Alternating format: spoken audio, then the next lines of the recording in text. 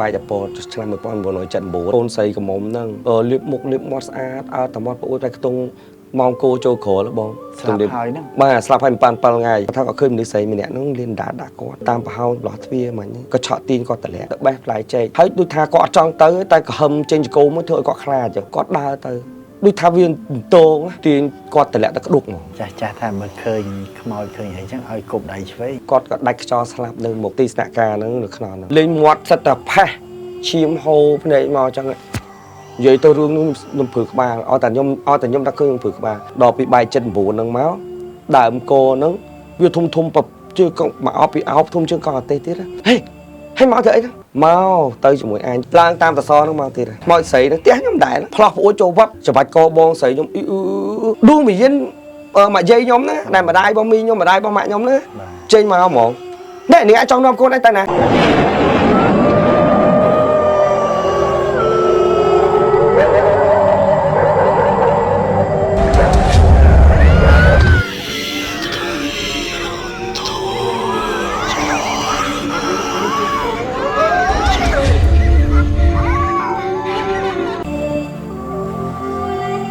បាទសូមអនុញ្ញាតគ្រប់មួយជំរាបសួរដល់ពុកម៉ែបងប្អូននិយាយលោកតានិងប្រិយមិត្តដែលនិយមតាមដាននិងគាំទ្រនៅកម្មវិធីរាត្រីរន្ធត់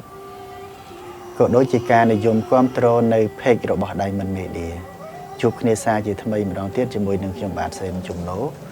ហើយភ្ញៀវកិត្តិយសរបស់យើងក្នុងសប្តាហ៍នេះគឺលោកគីតាបាទគាត់អញ្ជើញមកពីរាជធានីភ្នំពេញក៏ចង់ចែករំលែកនៅសាច់រឿងពាក់ព័ន្ធទៅនឹងអបិយជំនឿបាទប៉ុន្តែមុននឹងយើងជួបជាមួយនឹងភ្ញៀវកិត្តិយសនៅវគ្គបន្តសូមជួបជាមួយនឹងម្ចាស់ឧបត្ថម្ភកម្មវិធីបន្តិចសិន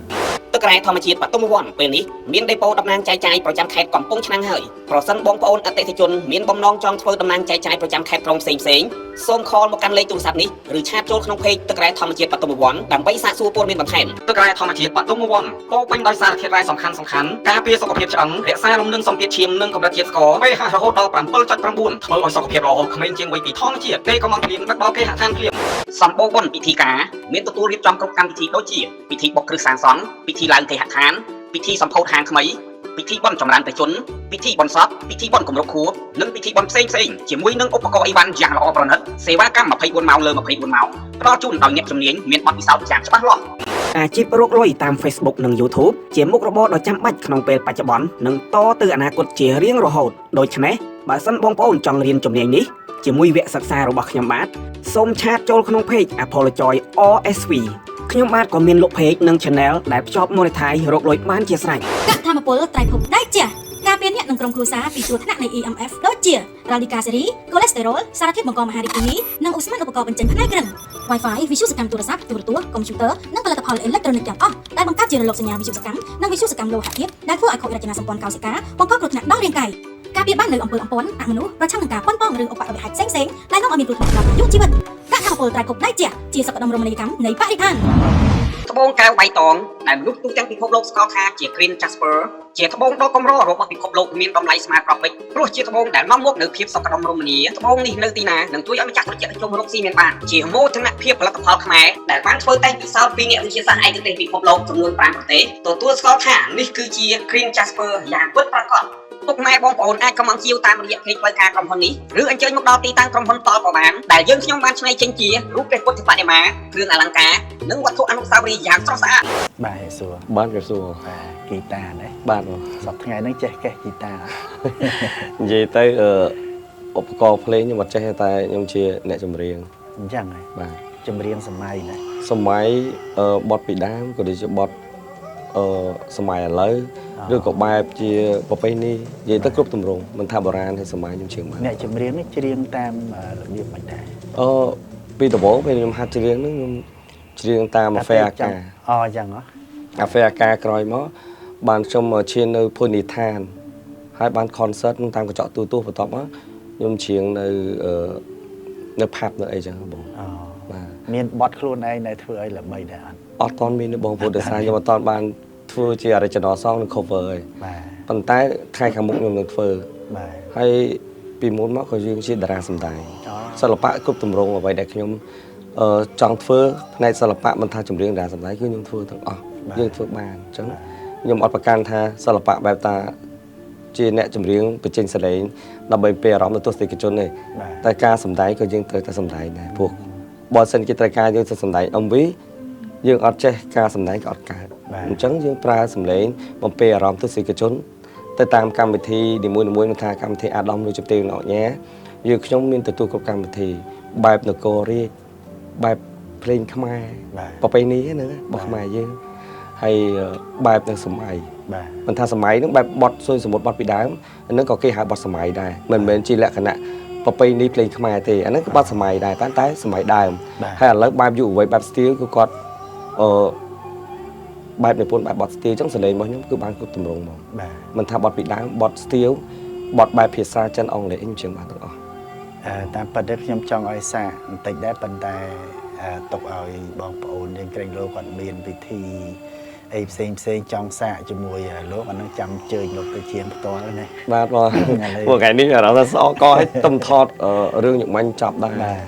ថតរឿងញឹកមាញ់ហ្នឹងក៏និយាយលក្ខណៈទៅវាពាក់ព័ន្ធមកអបិយជំនឿខ្ញុំជួបខ្លួនឯងហើយខ្ញុំញាក់សាច់អញ្ចឹងដែរបាទប៉ុន្តែរឿងឥឡូវកុំឲ្យខាតប្រិមិត្តយើងគាត់តឹងរងចាំស្ដាប់យូរសូមជើញតែម្ដងណាបាទជម្រាបសួរសម្ដេចទ្រង់អាដាមឬជំទាវអ្នកញ៉ាអស់លោកលោកស្រីកញ្ញាថ្ងៃនេះជាថ្ងៃមួយដែលខ្ញុំយករឿងលើករឿងដែលមកបង្ហាញជូនក៏ដូចជាចែកជូនដល់អារម្មណ៍ទស្សនិកជនរបស់បងប្អូនជាប្រដ្ឋខ្មែរយើងព្រោះថាខ្មែរយើងទាំងអស់គឺគាត់មានអបិយជំនឿដូចថាសូម្បីតែនៅផ្ទះយើងក៏មានបែបដូនតាកងម៉ាគ្រូបាជាយម្ចាស់ទឹកម្ចាស់ដីប្រភូមិទេវតាថែសាទឹកដីដែរមែនទេអានេះជារឿងជំនឿនៅផ្ទះយើងស្រាប់ហើយអញ្ចឹងអ្នកជឿគេត្រូវតែជឿគេគ្រប់ហើយប៉ុន្តែអបិយជំនឿមួយទៀតវាជាអាចកំបាំងនៅលើលោកមនុស្សខ្លះគាត់ជួបមនុស្សខ្លះអត់ជួបអញ្ចឹងអ្នកដែលជួបបានដឹងអ្នកអត់ជួបអត់ដឹងហើយបើយើងបានជួបហើយចង់បានមានកម្មវិធីរបស់ខាងបងនេះអញ្ជើញមកថាបង្កើតកម្មវិធីហ្នឹងណាដើម្បីបង្ហាញថាខ្មែរយើងមានអបិយជំនឿហើយរឿងដែលកើតឡើងវាមានចំពោះមនុស្សលោកគ្រប់គ្នាអ្នកដែលបានជួបឬក៏អ្នកមិនដែលបានជួបតែយកមកបង្ហាញថាពេលដែលបង្ហាញទៅមានដូចជាខ្ញុំបានយកមកបង្ហាញតែអត់ចឹងអញ្ចឹងថ្ងៃនេះខ្ញុំមានរឿងមួយយកមកបង្ហាញជូនបងប្អូនជាប្រដ្ឋខ្មែរយើងនិងទស្សនិកជនទាំងអស់ឲ្យបានជ្រាបនិងបានដឹងថាអ្វីដែលខ្ញុំបានជួបថារឿងនោះវាមានហេតុការណ៍សាច់ការយ៉ាងម៉េចខ្លះចឹងណាបងសូមជើញណាបាទឥឡូវរឿងនេះកាលពីយើងនិយាយបកវិញកាលពីបាយតពតឆ្នាំ1979ណាប៉ុន្តែរហូតកាលពីនោះខ្ញុំនៅក្មេងឯងខ្ទង់85មានរឿងនឹងកើតឡើងបាទមានបងស្រីម្នាក់គាត់និយាយទៅនិយាយទឹកដីហ្នឹងហ្មងនៅទីក្រុងតាខ្មៅបាទឥឡូវកន្លែងហ្នឹងពីមុនមកទឹកបឹងឡើងពីបឹងជើងឯកមកដល់ភូមិដើមកហ្នឹងដែលខ្ញុំរស់នៅហ្នឹងហើយនឹងផ្សារដាមៀនទឹកបឹងពីទន្លេបាសាក់ទឹកមិនទឹកបឹងសុំទោសទឹកទន្លេបាសាក់ហ្នឹងណាហូរពីមុខវាំងទៅអញ្ចឹងទឹកទន្លេហ្នឹងហើយទឹកបឹងពេលខែទឹកឡើងចាប់ដៃគ្នាហ្មងហើយផ្ទះមានតែមួយអត់ដូចឥឡូវទេហើយពេលដែលខ្ញុំបានជួបរឿងហ្នឹងរឿងហេតុហ្នឹងបានធ្លាប់ស្ដាប់ម៉ាក់និយាយមកតង់ហើយថាផ្ទះហ្នឹងគឺផ្ទះចិនពីបុរាណកាលផ្ទះចៅចិនណាតែមានកូនកំមុំនឹងចងកស្លាប់នៅលើផ្ទះចងកស្លាប់នៅលើផ្ទះហើយផ្ទះហ្នឹងនៅមាត់បឹងហើយទល់មុខផ្សារតែថ្មីឥឡូវកន្លែងហ្នឹងគេចាក់ដីធ្វើជាសាសថ្មីពីមុនមកផ្ទះមួយឯងតពេលហើយកូនស្រីកំមុំគាត់ចងកស្លាប់ខ្លួនតែបន្ទាប់ពីស្លាប់ខ្លួនបាន7ថ្ងៃហ្នឹងក៏ឃើញកូនស្រីកំមុំហ្នឹងលាបមុខលាបមាត់ស្អាតអើតមាត់ប្អួតតែខ្ទង់ម៉ោងគោចូលក្រលបងស្លាប់ហើយហ្នឹងបាទស្លាប់ហើយមិនបាន7ថ្ងៃនិយាយថាដូចថាចាស់ពីដើមគាត់ថាមនុស្សដែលស្លាប់ហើយភ្លាមមិនដឹងខ្លួនឯងស្លាប់ទេដូចគាត់ធ្លាប់ប្រាប់ខ្ញុំអញ្ចឹងហើយរឿងហ្នឹងកើតឡើងអញ្ចឹងមែនដល់7ថ្ងៃមិនដឹងខ្លួនឯងស្លាប់ដួងវិញ្ញាណដួងព្រលឹងអត់តាន់ទៅណានៅឡើយទេព្រោះត្រវេលាមុនទីថាយមរាជយកទៅកាត់ក្តីអានេះខ្ញុំធ្លាប់ស្ដាប់លោកទេមិនមែនថាខ្ញុំនិយាយចេញពីអារម្មណ៍ខ្លួនឯងចិត្តតែបណ្ឌិតទេគឺគេទុករយៈពេល100ថ្ងៃបានគេយកដួងវិញ្ញាណហ្នឹងយកទៅកាត់ទោសដូចថាអ្នកនឹងសាងបុណ្យសាងបាបអីខ្លះទោះយកមកសងគុណទូទាត់ស្រោចលាត់សប្រមាណបើថាអ្នកនឹងអាចចាប់ចិត្តជាមនុស្សគឺចាប់ចិត្តជាមនុស្សអ្នកនឹងឡើងឋានសួគ៌គឺឡើងឋានសួគ៌អ្នកនឹងធ្លាក់នរកគឺត្រូវឲ្យធ្លាក់នរកឬក៏អ្នកនឹងកើតជាសត្វដេរឆានមិនអាចកើតជាមនុស្សគេចាត់ចែងទៅតាមហ្នឹងនឹងរយៈពេលក្រោយ100ថ្ងៃតែបើថា2ថ្ងៃស្លាប់រហូតដល់7ថ្ងៃជាអត់តន់យុទ្ធនាដឹងខ្លួនឲ្យដឹងខ្លួនឯងស្លាប់ណាដល់អញ្ចឹងទៅវិញ្ញាណក៏អត់ទៅណាទេបងហើយខ្ញុំស្ដាប់ហើយខ្ញុំស្ដាប់ពេលដែលគាត់និយាយខ្ញុំព្រឺ ព្រឺពេលល្ងាចឡើងគាត់លងគេពេលដែលក្មេងទ្វាគោឆ្នាំ1900កាលហ្នឹងឆ្នាំ1974នឹងម៉ាក់គាត់ប្រាប់មុនបាយចូលជំនាន់ប៉ុលពតហើយចិត្តបានបាយចូលប៉ុលពតខ្ញុំនិយាយព្រឺក្បាលដូចមានអារម្មណ៍សៀវខ្លួននឹកដល់រឿងហ្នឹងពេលដែលក្មេងជួយគោទៅចិត្តហ្នឹងគាត់លៀនដាតកែវវែកលៀនដាតពីប្អួចហ្នឹងអត់មកលៀនដាតកែវវែកយកតែម្ដងហើយគាត់ខំបងយល់ពាក្យខំហ៎អ្នកខ្លះអត់តន់ស្គាល់ពាក្យខំនេះយ៉ាងម៉េចមិនមែនដូចគេថាខ្មែរខំខ្មែរអីភាសាហ្នឹងអនុគេហៅថាជនជាតិអាហ្នឹងហៅខ្មែរខំហ្នឹងបើភាសាខ្មោចវិញគេហៅខ្មោចលងដូចថាលៀនដាតបើកភ្នែកចេញចង្គមអាហ្នឹងគេហៅខំហើយខ្មោចខំដាក់ហើយអាហ្នឹងហៅខ្មោចលងធ្វើមុខធ្វើមាត់ច្រេមច្រាមអញ្ចឹងបើខ្មោចស្លូតធម្មតាគាត់ដើរចេញមកឃើញមុខយើងអញ្ចឹងលក្ខណៈយើងអត់ដឹងយើងខ្លាចយើងគាត់ជាមនុស្សដូចយើងតែបើថាលក្ខណៈចេញមកឲ្យមនុស្សខ្លាចលៀនដាតបញ្ចេញចង្គមអីចឹងធ្លាក់ឈាមដាតដល់ដីអស់អាហ្នឹងគេហៅខ្មោចខំហើយអញ្ចឹងអ្នកខ្លះអត់តន់ស្គាល់ពាក្យហ្នឹងនៅឡើយថាខំហ្នឹងយ៉ាងម៉េចខំនេះថាខ្មោចធ្វើមុខធ្វើមាត់បន្លាយឲ្យយើងខ្លាចឲ្យយើងលុះព្រលឹងអីចឹងព្រោះអ្នកខ្លះស្លាប់ដោយសារខ្មោចលងចឹងដែរមានណាភ័យពេកហើយដល់ពេលហ្នឹងអាហ្នឹងជំនាន់ហ្នឹងម៉ាក់និយាយបន្តបាយប្រាប់ដល់ពេលបាយ79ដល់ឆ្នាំ1985ខ្ញុំនិយាយបកក្រោយមកវិញខ្ញុំជម្រាបខាងដើមហ្នឹងណាបងស្រីហ្នឹងគាត់ប្រធានសមាគមយុវជនដូចថាខាងយុវជនចាស់ជំនាន់បែបពតមកក្នុងប៉ាជាងហ្នឹងអ្នកដែលឡើងជាយុវជនគេបង្វឹកអីចឹងណាបង្វឹកឲ្យសតិស្មារតីមានការរៀនសូត្រនៅស្រឡាញ់ប្រទេសជាតិអីចឹងទៅហើយប្រជាជនវាជំនាន់ពតហ្នឹងដូចថាស្លាប់អស់ច្រើនអញ្ចឹងណាអញ្ចឹងនៅសល់ខ្លះអញ្ចឹងគេបង្វឹកឲ្យរៀនចេះដឹងឲ្យបានច្រើនជាប់ធានយុវជនហើយផ្ទះដែលខ្ញុំនិយាយខាងដើមវិញម្នាក់ស្រីដែលកូនចៅចិនចងកស្លាប់នេះដាត់លងហ្នឹងគេយកកន្លែងនេះទីស្នាក់ការដល់គេយកកន្លែងទីស្នាក់ការធម្មតាពីដើមមកដូចថាការធ្វើចក្រានគាត់ធ្វើតាមតាអារម្មណ៍តែឃើញចាក់ខ្សាច់ស៊ីម៉ងលាយគ្នាទៅចាក់នៅលើផ្ទះហ្នឹងផ្ទះឈើដល់តែពេលចាក់នៅយូរឆ្នាំទៅវាពុកដល់វាពុកហើយអ្នកដែលនៅនឹងអត់ដឹងទេថាពុកខាងក្រោមប៉ុន្តែមានតាមួយឈ្មោះតាភីងគាត់ធ្វើធុំសង្កាត់នឹងដែរហើយអ៊ីម្នាក់ហ្នឹងគាត់ឈ្មោះអ៊ីកឹមម៉ាលីគាត់ប្រធានយុវជនដែលខ្ញុំប្រាប់មិញហ្នឹងណាគាត់ពេលដល់ពេលខែឡើងហ្នឹងមកប្រពៃពិធីដូចថាខាងឃុំសង្កាត់ហ្នឹងគេភាសាគ្នាទៅធ្វើមិនពង្រៀនប្រជាពលរដ្ឋយ៉ាងម៉េចអីចឹងណាដើម្បីពេលប្រជាពលរដ្ឋមានបញ្ហាអីត្រូវមានការដោះស្រាយមកប្តឹងភូមិឃុំជំនាន់ហ្នឹងអត់ទាន់មានជាតុលាការដូចឥឡូវអត់ទាន់មានទេណាតុលាការកាត់ក្តីអត់ទាន់មានទេជំនាន់ហ្នឹងមានរឿងអីទៅប្តឹងធំភូមិឃុំឬក៏ឲ្យជួយភូមិឃុំជួយដោះស្រាយតើទៅពេលហើយគាត់ប្រាប់តាភីហ្នឹងគាត់ដឹងតែកន្លែងចិត្តចក្រានហ្នឹងមានឈើពុកហើយតែមានមាត់ប្អួចហើយចេកទុំទាំងស្ទងបងចាប់ស៊ីអីចឹងទៅវាទុំស្ដាយហើយគាត់ឃើញកន្លែងហ្នឹងគាត់ថាតាជន់ទៅវាផុងព្រក់ធ្លាក់ទៅណាតែដល់តែពេលហើយគាត់ហាមតាភីហ្នឹងទៅពេលបើជាកន្លះម៉ោងគាត់ភ្លេចខ្លួនគាត់ដើរទៅលូកចេកហ្នឹងផុងព្រក់ចក្រានហ្នឹងធ្លាក់ទៅលើក្ដុកមកផែឲ្យពេញខ្លួនធ្លាក់ចំទ្រូងបែកថ្លើមបែកប្របាត់គាត់ងាប់ហ្មងអស់លីងដល់ពេលអត់តន់ដាច់ខ្យល់ស្លាប់ភ្លាមទេពេលហើយបានគេថាអាបៃជំនឿថាគ្រោះថ្នាក់ចរាចរណ៍ឬអីស្លាប់ដេកដួលនឹងកន្លែងអញ្ចឹងគឺហក់កន្លង3ដងហក់កន្លងចុះកន្លងឡើងក៏ដឹងខ្លួនអាកឹមម៉ាលីហើយមិនដែរបងអើយខ្ញុំមើលទៅដូចខ្ញុំអត់ធាអញ្ចឹងណាខ្ញុំអត់ធាទេក្នុងខ្លួនខ្ញុំអត់ដឹងខ្ញុំស្ពឹកអស់ហើយតែខ្ញុំមានអារម្មណ៍ថាខ្ញុំអត់រស់គាត់និយាយអញ្ចឹងណាហើយគាត់ថាគាត់ឃើញមនុស្សស្រីម្នាក់នោះលៀនដាក់គាត់តាមប្រហោងផ្លោះទ្វារមិញក៏ឆក់ទាញគាត់តម្លាក់ចុះហាត់អីបានអញ្ចឹងពេលដែលគាត់ហាមតាភីនឹងថាកុំឲ្យទៅនឹងប្រយ័ត្នផុងធ្លាក់គាត់ដឹងហើយលឺហើយមិនក៏គាត់ភ្លេចខ្លួនតែគាត់ប្រាប់បញ្ជាក់ថាមានគេឲ្យគាត់ទៅបេះផ្លែចេកហើយដូចថាគាត់អត់ចង់ទៅតែក៏ហឹមចេញចង្គោមួយធ្វើឲ្យគាត់ខ្លាចដល់ធ្វើឲ្យគាត់ខ្លាចក៏គាត់ដើរទៅដូចថាវាតងក្នុងធម្មតាសើវិធីខ្មោចដូចដឹងស្រាប់អីចេះនាំដូចថាមនុស្សខ្លះ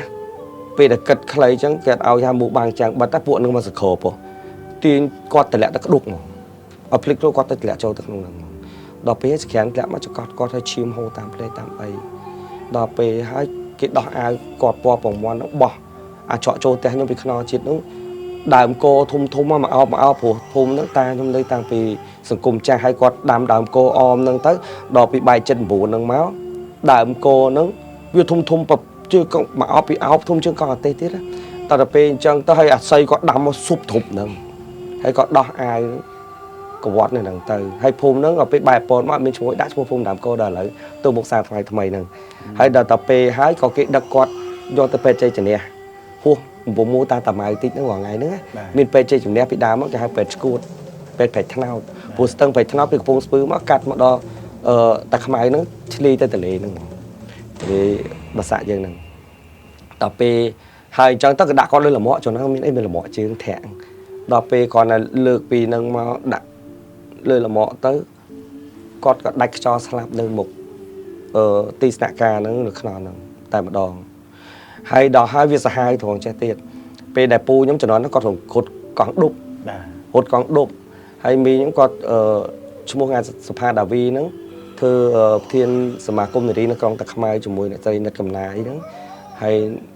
lục xây mai làm ón có thơ nơi phun pin thì có thơm tây ska một cái ní tại mặt phe chủng muối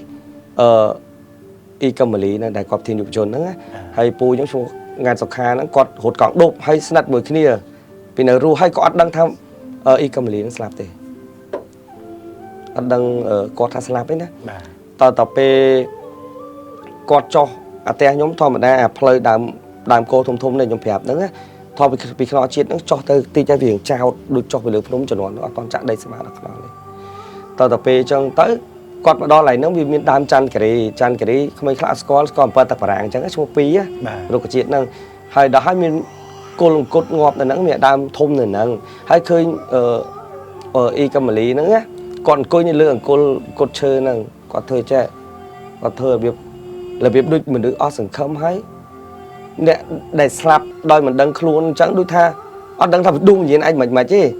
ở đăng tha ở sập tai tao tao nam pan ngay mình đăng luôn để slap á tao là pe pu nhóm có hai một đó bong cầm ly bong bởi mình coi nó ở trên thơ ca hay mình coi nó mình để ấy này lại nó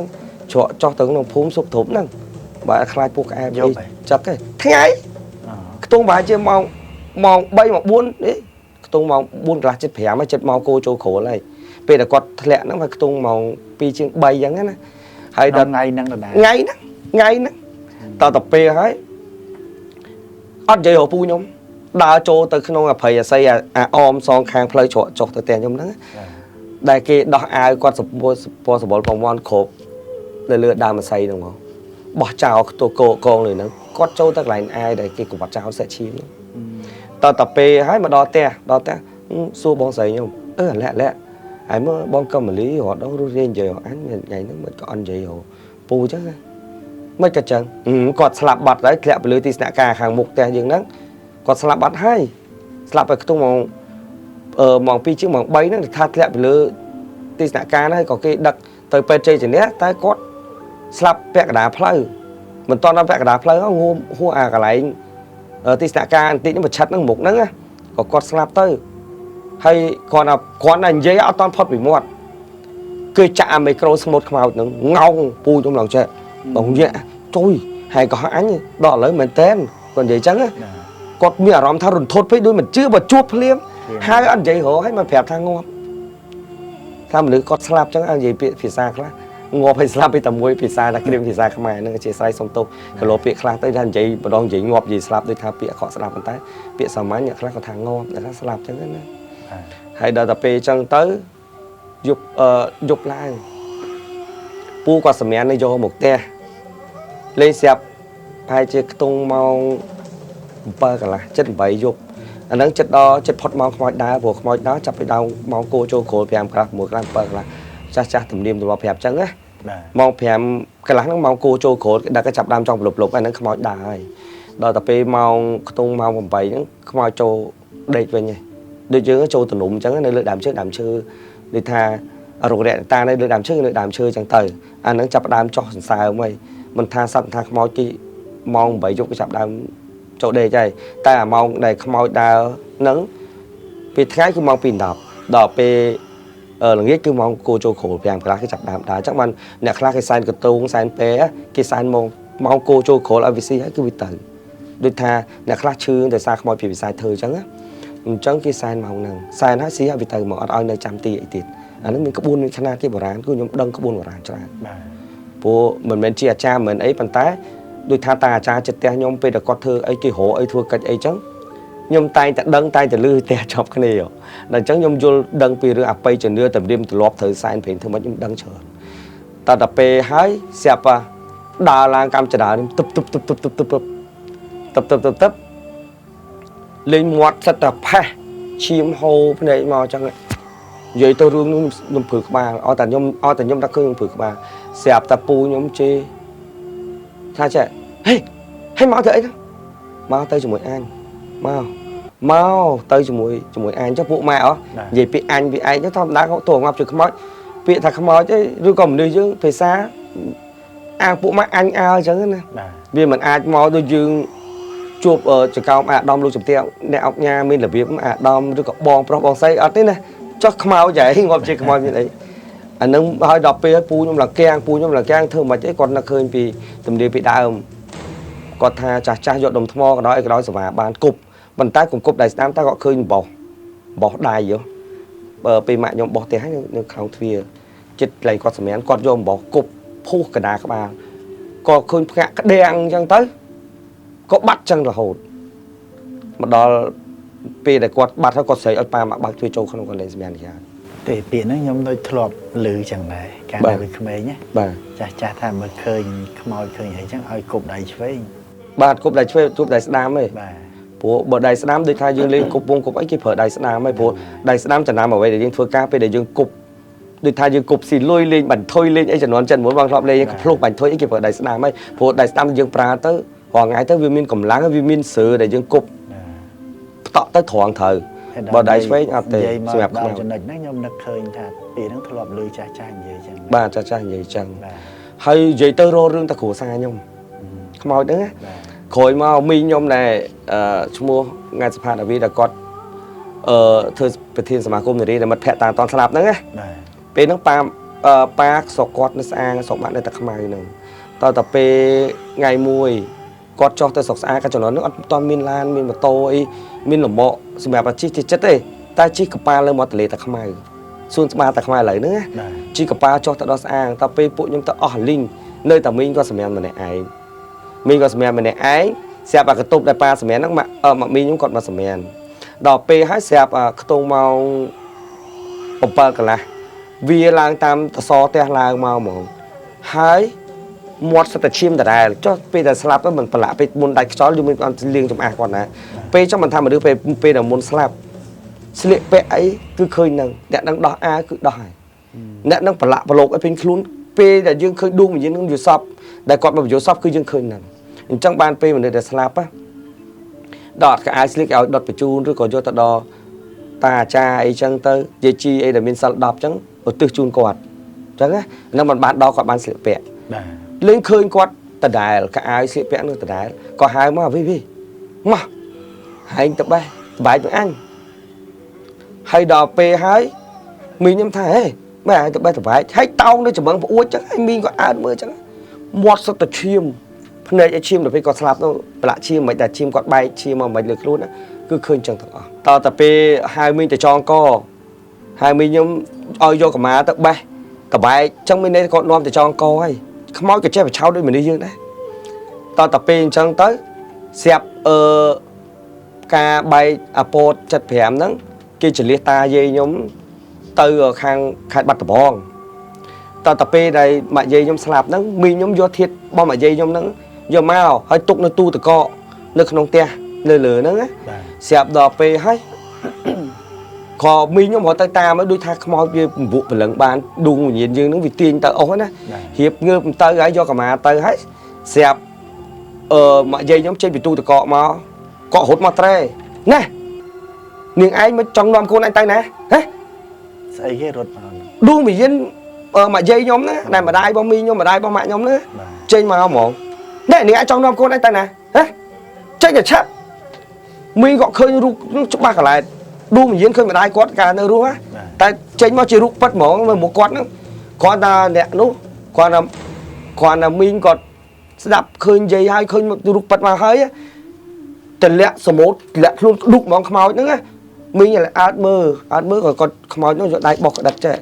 បោះក្តិតហើយក៏រត់ទៅត្រែក៏ងាកមកវិញបាត់មក បាត់ម៉ាក់គាត់បាត់ម៉ាយាយខ្ញុំហ្នឹងរឿងនេះគឺជារឿងពិតទាំងអស់បង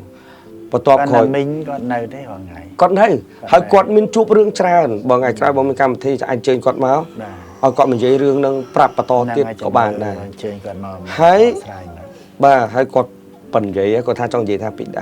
ពីគាត់មកគាត់ទៅខាងឡើងថ្លែងសន្និដ្ឋានថាអីចឹងពាក្យពេចន៍ការនិយាយស្ដីគាត់ក៏ក្បែរជាងខ្ញុំឲ្យស្ដាប់ទៅសូរសៀងគាត់ពីរោះ បាទ គាត់ថាអធិប្បាយបែបគាត់ធ្វើការមន្ត្រីរាជការការនិយាយស្ដីគឺត្រូវការអ្នកដែលវាគ្មិនទឹកដមទាំងទឹកដមសម្លេងនិងរៀបពាក្យនិយាយចុះគឺគាត់បានទាំងអស់ឥឡូវគាត់ធ្វើការអង្គការដដែលប៉ុន្តែគាត់នៅតែរៀបពាក្យសម្ដីនិយាយចេញមកដូចថាខ្លះស្ដាប់មកដូចគាត់អ្នកល្ខោនលួងអ្នកអីអ្នកសិល្បៈអញ្ចឹងតាមពិតក៏អត់ទេ បាទ គាត់និយាយថាភាពចេះដឹងពីកំណើតដូចម៉ាក់ចំពេលដែលនិយាយមកគេចូលចិត្តតែម្ដងហើយបន្តទៀតបងស្រីខ្ញុំ បាទ បងស្រីខ្ញុំជាសិស្សរបស់គាត់ជាសិស្សរបស់គាត់ដូចថាប្រធានយុវជនកាលហ្នឹងបងស្រីខ្ញុំយុវជនថាបរោះនារីគេធ្វើយុវជនណោះបង្ហាត់បង្រៀនណោះដូចកុមារឈានមុខឥឡូវអញ្ចឹងជំនាន់ហ្នឹង បាទ ណាហើយដល់ពេលហើយគាត់ការប្តីដល់ពេលការប្តីមានប្តីហើយថ្ងៃហ្នឹងគាត់ម៉ាក់ស្ដីឲ្យគាត់ធ្វើអីខុសមិនទេខ្ញុំមិនដឹងទេតែខ្ញុំចាំពីក្មេងហ្នឹងស្ដីឲ្យគាត់ឆ្លោះប្រកាយថាទៅគាត់ងក់គាត់ញ៉ាំបាយទេហើយពួកខ្ញុំអង្គុយញ៉ាំបាយរោងបាយក្រោមហើយគាត់នៅលើកន្ទប់គាត់ចំរោងបាយហ្នឹងណាហើយដល់ពេលហើយខ្មោចអ៊ីកមលីហ្នឹងមកទៀតណាឡើងតាមតសហ្នឹងមកទៀតណា ផ្ទះ ខ្មោចស្រីហ្នឹងផ្ទះខ្ញុំដែរមកទៀតណាដល់មកទៀតផ្លោះប្អួយចូលវត្ត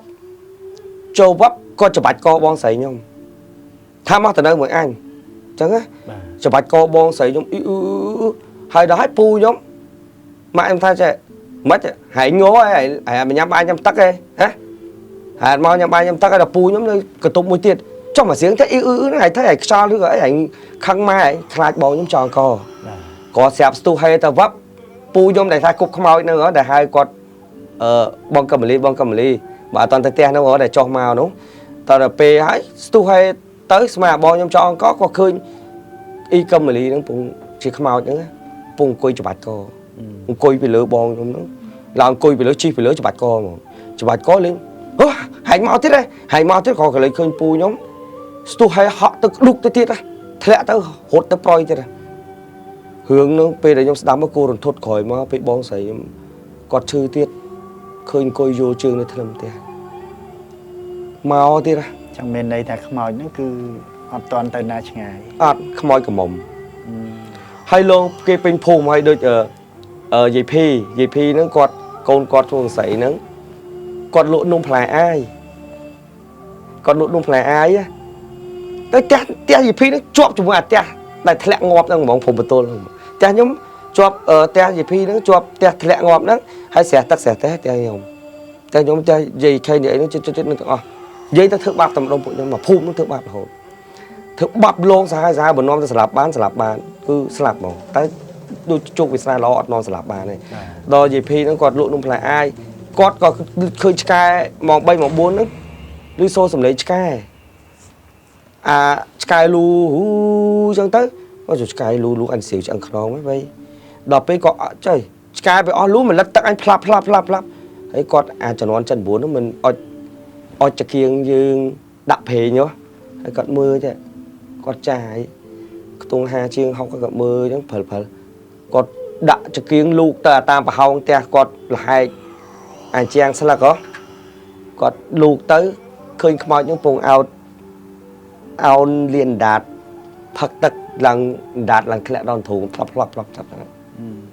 ហើយដល់ពេលហើយល្បីអញ្ចឹងទៅដល់ពេលកូនគាត់ហ្នឹងក្នុងស្រីហ្នឹងគាត់នំផ្លែអាយមូផ្លែអាយដល់ពេលមូផ្លែអាយទៅអាផ្លែអាយខ្លះដាក់មិនដាក់ស្ករថ្នោតយើងទីស្ករផែណា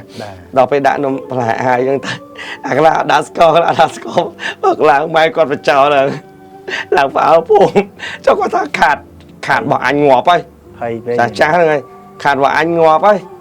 ហើយបើហែងខ្លាចខ្មោចដល់ថ្នាក់លេងដាក់ស្ករទេណាគេទិញស្អីអាលីអាលុតណាអញបានអីចិញ្ចឹមម៉ែហើយទាំងម៉ែបើខ្មោចលងចឹងម៉ែដឹងស្រាប់ហើយខ្ញុំធ្វើមិនម្ដងខ្ញុំសាហាវម្លឹងហ្នឹងហើយឲ្យខ្ញុំធ្វើមិនហើយគាត់ក៏លែងបន្ទោសប៉ុន្តែក្រោយមកទៀតបងពូបណ្ណានបងស្រីបងប្រុសរបស់បងស្រីហ្នឹង ខ្មោចនឹងស្រឡាញ់កន្លោះហើយចុះខ្មោចនឹងគាត់កំមុំងាប់តៃហោហងចឹងដួងវិញ្ញាណធម្មតាកាន់តែយូរកាន់តែឯកោហើយដល់ពេលគាត់ផឹកស្រាហើយគាត់ធ្វើធាននោះដល់ពេលហើយនាំគាត់ឡើងទៅដើមដោះគោនឹងជាប់ពីងទឹកកន្លែងមកផ្ទះឡើងទៅចងកឡើងទៅចងកស្រាប់តែម៉ែគាត់ឃើញតន់ម៉ែគាត់ឃើញតន់ម៉ែគាត់ក៏ស្រែកថាហេឯងធ្វើស្អីហ្នឹងហើយធ្វើស្អីខ្ញុំនៅចង់រស់ទៀតហើយខ្ញុំចង់ទៅនៅមួយម្នាក់ស្រីហ្នឹងអញ្ចឹងណាម្នាក់ស្រីណានេះម្នាក់ស្រីនេះម្នាក់ស្រីធ្លាក់ពីលើផ្ទះនេះថាឲ្យចង់មកភ្លាមដល់ពេលហើយគាត់បុរាណគាត់ចាស់គាត់ចេះគាត់ក៏ដៃសាពះខ្ញុំជាម្ដាយបើសិនគុណម្ដាយដើមគ្រូកណ្ដាលទឹកដោះម្ដាយថ្លៃខ្ញុំជាម្ដាយរបស់កូននេះសូមឲ្យកូនខ្ញុំឆ្លងផុតពីគ្រោះថ្នាក់ពីខ្មោចនាំចងកអញ្ចឹងណាគាត់ថាដល់ឃើញចង់ដូចមានឃើញភ្លើងចេញពីអាសនៈដូចចាស់ពីដើមគាត់ធ្វើហឹងហ៎ចេញពីហ្នឹងឆ្វាតសមកផាច់ប៉ះចំផ្ងាកកូនគាត់ដូចមានអីកាន់ដៃអត់ឲ្យធ្លាក់ក៏កូនគាត់សម្មូតចុះម្ដងតិចមកវិញរឿងនេះបងពេលដែលខ្ញុំបានឆ្លងកាត់បានឃើញមានអារម្មណ៍ថាព្រឺព្រួចគួរឲ្យខ្លាចគួរឲ្យរន្ធត់ហើយវាធ្វើឲ្យដួងព្រលឹងនិងដួងវិញ្ញាណអ្នកដែលបានជួបគេហៅចង់លួសព្រលឹងហើយមនុស្សថាខ្មោចលងលួសព្រលឹងបងព្រលួសព្រលឹងព្រលឹងចេញពីខ្លួនធ្វើឲ្យមនុស្សនឹងស្លាប់បានតាមពិតទៅពីដើមយើងឲ្យតែមានកន្លែងណាមានអ្នកស្លាប់យើងខ្លាចណាព្រោះពីដើមវាអត់មានភ្លើងមានភ្លឺណាដូចយើងឡើយបាទអត់មានទេហើយពីដើមគឺអាសាចងក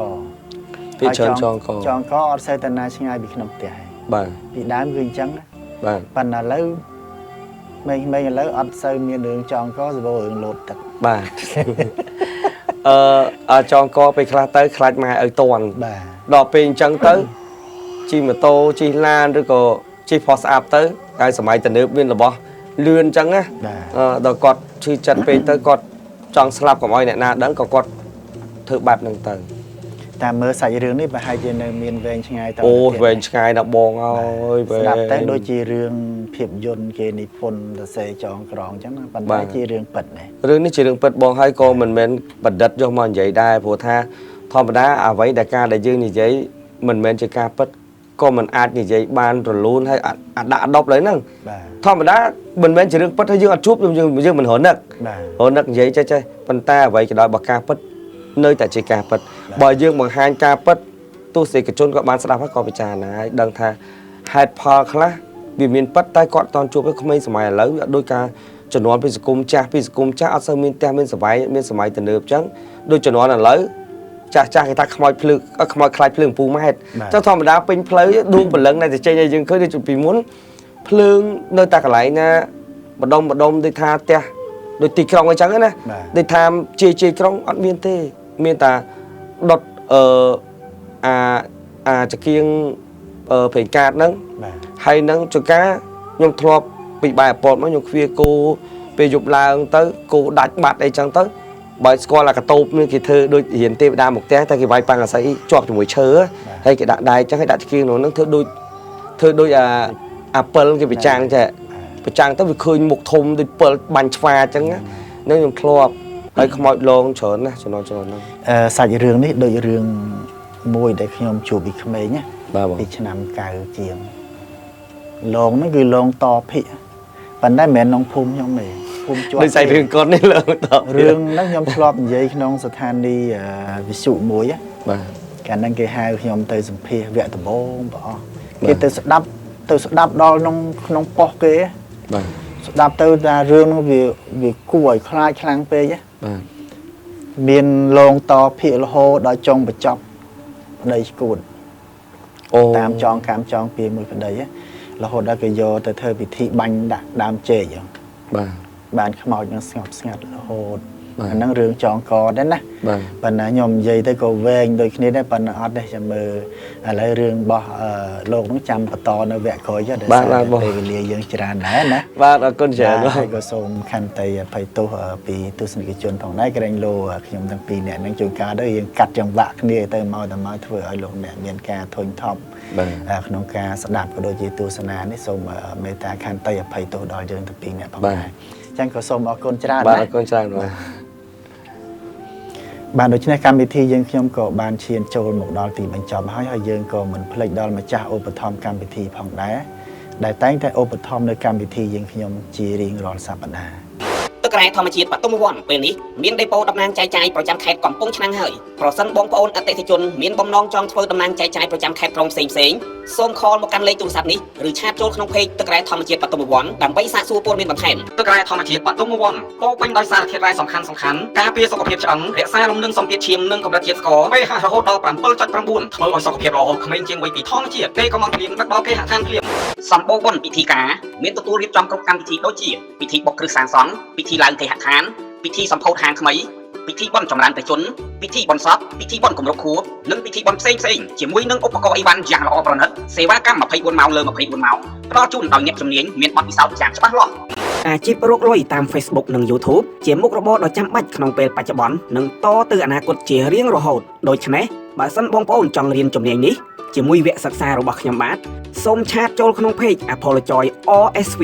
ខ្ញុំបាទក៏មានលក់ page និង channel ដែលភ្ជាប់ monetize រកលុយបានជាស្រេចកថាមពលត្រៃភពដៃជះការពារអ្នកនិងក្រុមគ្រួសារពីគ្រោះថ្នាក់នៃ EMF ដូចជា រ៉ាឌីកាសេរី កូលេស្តេរ៉ុល សារធាតុបង្កមហារីកគីមី និងឧស្ម័នឧបករណ៍បញ្ចេញផ្នែករឹង Wi-Fi វិទ្យុសកម្មទូរស័ព្ទទូរទស្សន៍កុំព្យូទ័រនិងផលិតផលអេឡិចត្រូនិកទាំងអស់ដែលបង្កើតជារលកសញ្ញាវិទ្យុសកម្មនិងវិទ្យុសកម្មលោហៈធាតុដែលធ្វើឲ្យខូចរចនាសម្ព័ន្ធកោសិកាបង្កគ្រោះថ្នាក់ដល់រាងកាយការពារបាននៅអំពើអំព័ន្ធអមនុស្សប្រឆាំងនឹងការប៉ុនប៉ងឬឧបទ្រវហេតុផ្សេងៗដែលនាំឲ្យមានគ្រោះថ្នាក់ដល់អាយុជីវិតកថាមពលត្រៃភពដៃជះជាសក្តានុពលរមណីយកម្មនៃបរិស្ថាន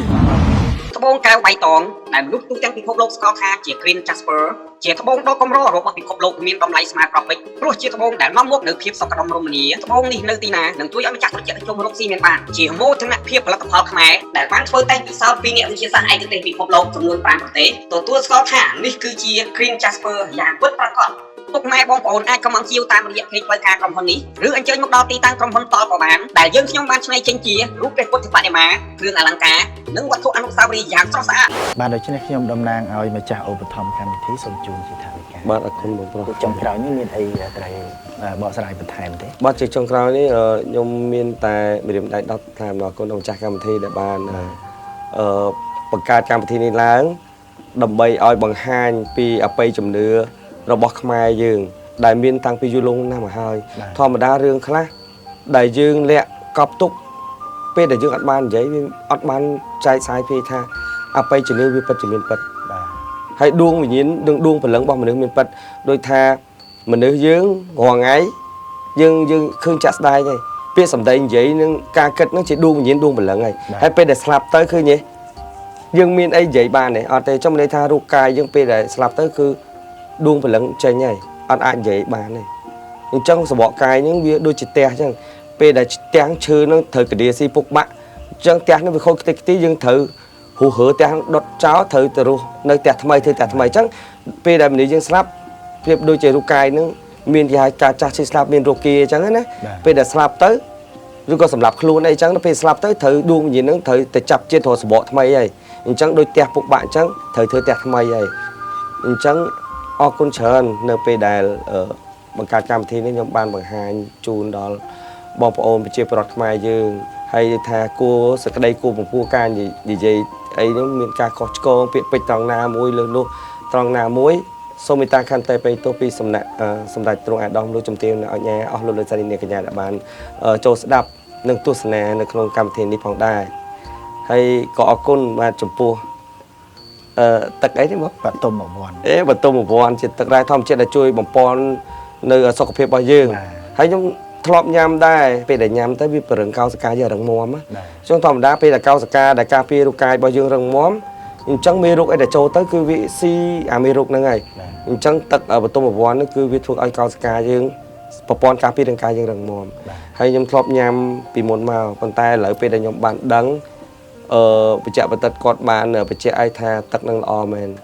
អញ្ចឹងពេលដែលខ្ញុំញ៉ាំមកគឺសុខភាពខ្ញុំរៀងគាត់បានជាងមុនខ្ញុំអាសាក្តៅក្នុងស្អកកអីចឹងណាបងហើយខ្សោយកម្លាំងហើយពេលដែលខ្ញុំញ៉ាំទៅវាធ្វើឲ្យសុខភាពយើងគេអាចឈ្នះរោគី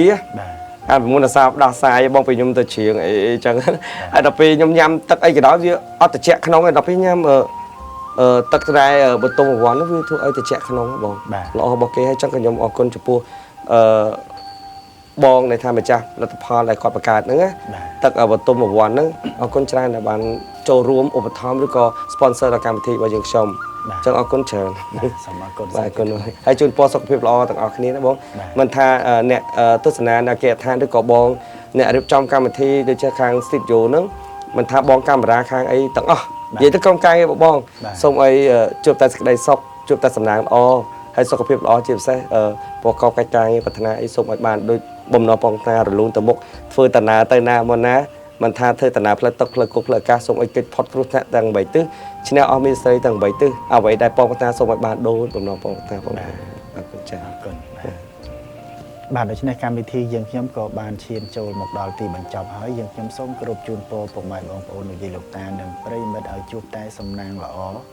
សុបិនល្អគ្រប់គ្នាសម្រាប់ពេលនេះខ្ញុំបាទសេមជំនួសសូមអរគុណសូមជម្រាបលា